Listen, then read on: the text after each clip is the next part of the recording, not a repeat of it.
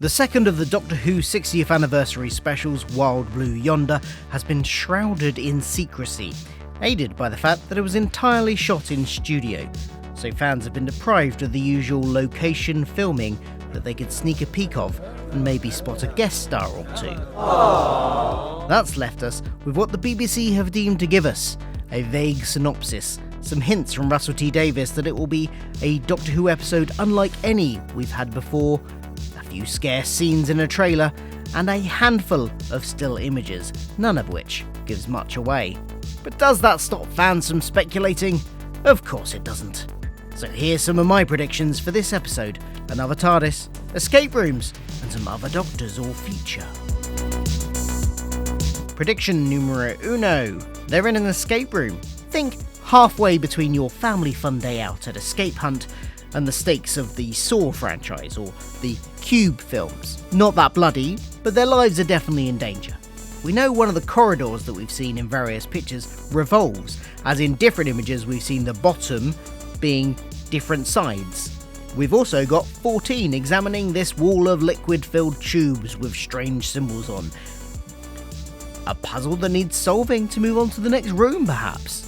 This could of course just be one factor of the episode, but it's an intriguing one.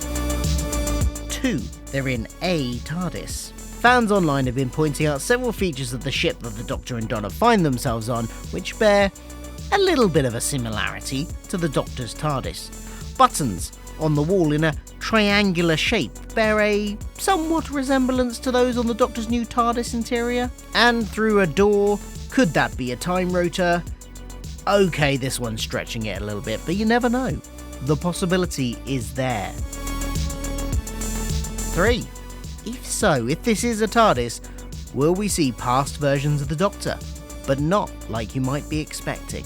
The secrecy of this episode has had many fans speculating it will feature some returning past Doctors, hence them not wanting to give anything away. And while we should brace ourselves for disappointment on that front, it is fun to speculate on how that might happen if it does. One possibility is something that was recently kind of set up in the Tales of the TARDIS segments, featuring past Doctors and companions that were released on the BBC iPlayer. Explaining why he looks older to Ace, the 7th Doctor, effectively says he's from a different timeline where he never regenerated.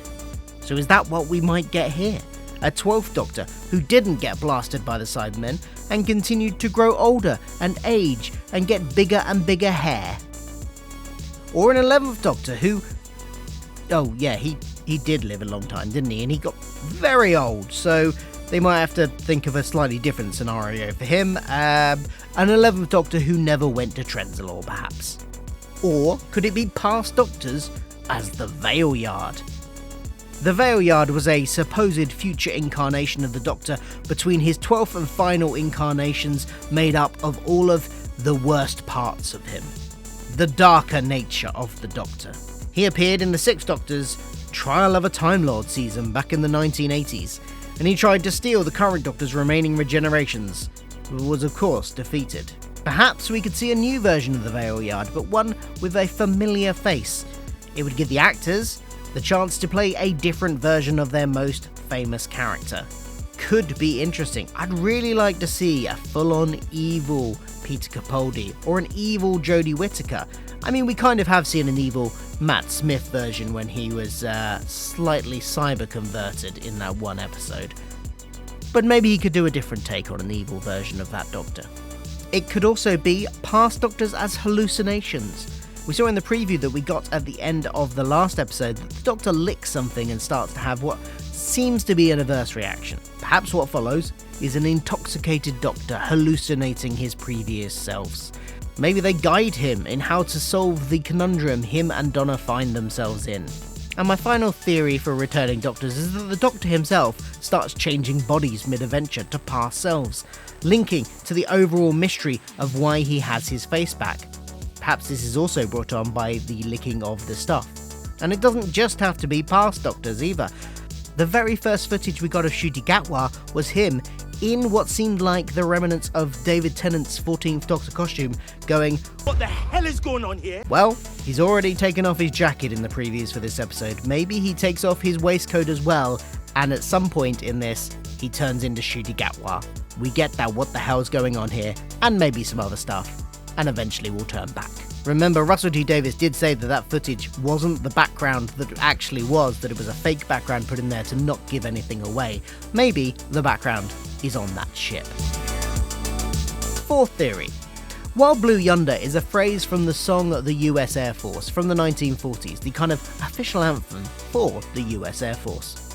Is that a hint of what this episode might be about? Is this an Earth-made US Air Force ship, possibly in the future, possibly in the present? Are humans the bad guys in this episode? Another extension to this might be that it links in with UNIT. We know that UNIT have been investing in huge skyscraper HQs. Maybe they've also been investing in space travel, linking up with the US Air Force. The Doctor seemed keen to avoid UNIT initially in the Star Beast. Perhaps they've taken a turn in a direction he doesn't approve of in their expansion.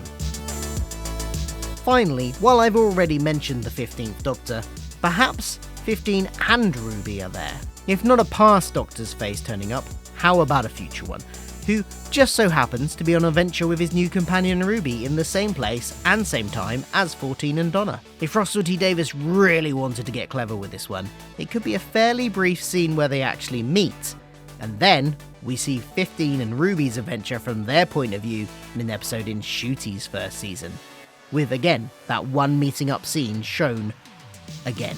What do you think of these theories? They are, by the nature of not having much information, thrown out there random theories, but do you have any of your own? Let me know in the comments below. And don't forget to hit subscribe and that bell to not miss out on any of the 60th anniversary coverage on this channel, because there will be lots more. Thanks for listening, thanks for watching, see you soon.